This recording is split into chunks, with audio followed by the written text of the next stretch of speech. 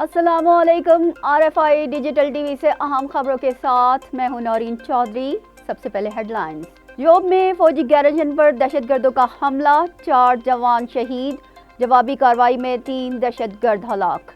اقوام متحدہ میں قرآن کی بے حرمتی کے خلاف پاکستان کی مذمتی قرارداد منظور، 28 ممالک کی حمایت، 12 نے مخالفت کی، 4 ملکوں کے مندوبین لا تعلق رہے۔ رکن ممالک مقدسات کی توہین کرنے والوں کو سزا دیں، سخت قانون سازی کریں، قرارداد کا متن۔ کویت کا سویڈش زبان میں قرآن کے 1 لاکھ نسخے تقسیم کرنے کا اعلان۔ برکس گولڈ بیسڈ کرنسی کے فیصلے سے بھارت پیچھے ہٹ گیا۔ بھارتی وزیر خارجہ جے شنکر کا کہنا ہے کہ ڈالر کے مقابلے میں برکس کرنسی ہماری ترجیح نہیں ہے۔ یوکرین کو نیٹو رکنیت نہیں مل سکی، یوکرین شرائط پوری کرے، نیٹو حکام کا اعلان۔ اسرائیل انسانی حقوق کی پامالی کا بدترین ریکارڈ رکھتا ہے، پاکستان کو نصیحت نہ کرے۔ دفتر خارجہ کا اقوام متحدہ میں اسرائیلی بیان کے خلاف رد عمل۔ مستقبل کے معاہدے گردشی قرضہ کم کرنے سے مشروط، سعودی عرب سے $2 ارب مل گئے، اسٹاک ایکسچینج اور روپے پر مثبت اثر۔ بھارت میں مسلمانوں کے بعد عیسائی بھی غیر محفوظ، رواں سال عیسائیوں کے خلاف 400 پرتشدد واقعات ہوئے۔ تفصیلات آپ نے ملاحظہ کی، چلتے ہیں خبروں کی تفصیلات کی جانب۔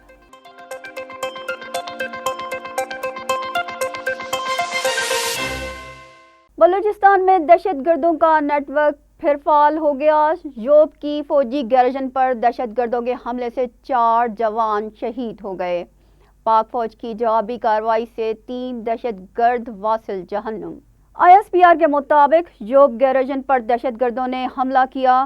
ڈیوٹی پر موجود اہلکاروں نے جوابی کارروائی کی، جس سے 3 دہشت گرد واصل جہنم ہو گئے۔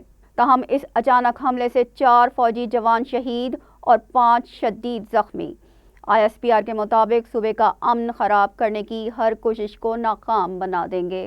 عالمی دہشت گرد اور انسانی حقوق کی کھلی پامالی کرنے والے اسرائیل کے اقوام متحدہ میں پاکستان پر تنقید سے دنیا حیران ہو گئی۔ اسرائیل نے اقوام متحدہ کے انسانی حقوق کونسل میں نیا سفارتی تنازع کھڑا کر دیا۔ اسرائیلی مندوب آوی فرزون نے پاکستان میں انسانی حقوق پر تشویش کا اظہار کرکے رکن ممالک کو حیرت میں ڈال دیا۔ اسرائیلی مندوب کے بے تکے الزامات اسی وقت مسترد ہو گئے جب پاکستان کی انسانی حقوق کونسل میں رپورٹ کو منظور کر لیا گیا تھا۔ دفتر خارجہ کی ترجمان ممتاز زہرا بلوچ کے مطابق پاکستان کی یونیورسل پیریوڈک رپورٹ پر متعدد ملکوں اور سول سوسائٹی کی تنظیموں نے مثبت رائے کا اظہار کیا تھا۔ اسرائیل گزشتہ کئی اشروں سے مظلوم فلسطینیوں پر بہیمانہ ظلم کر کے انسانی حقوق کی کھلی پامالی کر رہا ہے۔ اسرائیل کا فلسطین پر ناجائز قبضہ اقوام متحدہ کے اصولوں کی خلاف ورزی ہے، جو انتہائی قابل مذمت ہے۔ اسرائیل پاکستان کو نصیحت کرنے کے بجائے انسانی حقوق کی پامالی پر اپنے بدترین ریکارڈ کو بھی دیکھے۔ بلاول بھٹو کی ورچوئل شرکت، قرآن پاک کی بے حرمتی سمیت مذہبی منافرت کی مذمت، قرارداد منظور۔ قرآن پاک کی بے حرمتی پر OIC گروپ کی جانب سے پاکستان کی درخواست پر اقوام متحدہ کی ہیومن رائٹس کونسل میں 4 گھنٹے بحث جاری رہی۔ قرارداد میں قرآن پاک کی بے حرمتی سمیت مذہبی منافرت کی مذمت کی گئی۔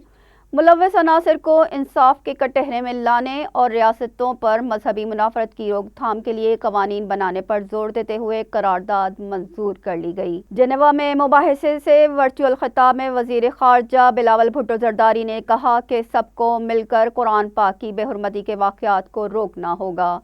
قرآن پاک کی بے حرمتی مسلمانوں کے عقائد اور جذبات پر حملہ ہے۔ کسی مسلمان ملک میں کسی عقیدے کی بے حرمتی کی اجازت نہیں۔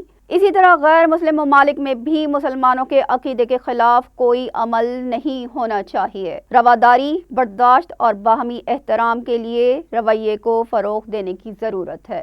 سویڈش زبان میں قرآن کے ترجمے۔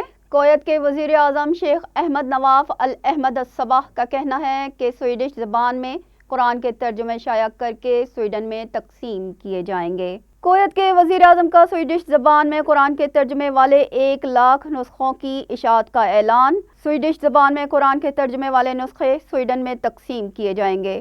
کویت کے وزیر اعظم شیخ احمد نواف الاحمد الصباح نے متعلقہ حکام کو اشاعت جاری کرنے کے احکامات دے دیے ہیں۔ اس اقدام کا مقصد سویڈش عوام اور دیگر مذاہب کے درمیان امن اور ہم آہنگی کے اسلامی پیغام کو فروغ دینا ہے۔ وزیر اعظم رواداری، بقائے باہمی اور احترام کی اسلامی اقدار کو فروغ دینا چاہتے ہیں۔ اس منصوبے کو شروع کرنے کا فیصلہ عید الاضحیٰ کے دن قرآن کی بے حرمتی کے واقعے کے نتیجے میں کیا گیا ہے۔ وزیر خارجہ نے برکس کرنسی کے مقابلے پر ڈالر کو ترجیح دے دی۔ بھارت پیچھے ہٹ گیا، ڈالر کے مقابلے پر نئی کرنسی لانے کی مخالفت کر دی۔ برازیل، روس، انڈیا، چین اور جنوبی افریقہ پر مشتمل اتحاد برکس کو گولڈ بیسڈ کرنسی لانے کا حتمی فیصلہ اگلے مہینے کے اجلاس میں کرنا تھا۔ چین کی بھرپور کوشش ہے کہ امریکی ڈالر کی بالادستی کو چیلنج کیا جا سکے اور باہمی تجارت نئی کرنسی میں کی جائے۔ روس کی بھی خواہش تھی کہ پیٹرو ڈالر کے متبادل کرنسی پر رکن ممالک کا اتفاق ہو جائے۔ برازیل اور جنوبی افریقہ بھی اس ہدف کے لیے کوشاں تھے، جبکہ بھارتی وزیر خارجہ کا کہنا ہے کہ ڈالر کے مقابلے پر برکس کرنسی لانا بھارت کی ترجیح نہیں ہے۔ برکس کا اگلا اجلاس اگست میں جنوبی افریقہ میں ہوگا۔ یہاں وقت ہے ایک بریک کا، بریک کے بعد دوبارہ حاضر ہوتے ہیں۔